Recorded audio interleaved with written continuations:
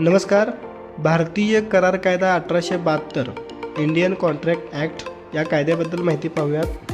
हा कायदा 1 सप्टेंबर 1872 रोजी लागू झाला. त्यामध्ये एकूण 266 कलम आहेत. यामध्ये सामान्य करार, विशेष करार, नुकसान भरपाई, हमी, तारण, एजन्सी इत्यादी.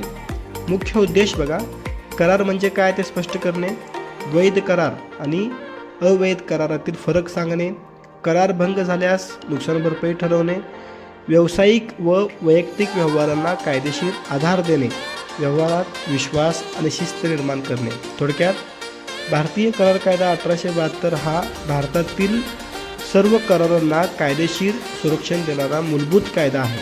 विद्यार्थी मित्रांनो, माहिती आवडल्यास व्हिडिओ लाईक करा, शेअर करा आणि अशाच प्रकारच्या व्हिडिओज पाहण्यासाठी आपल्या माय कॉमर्स लॅब या यूट्यूब चॅनलला सबस्क्राईब करा.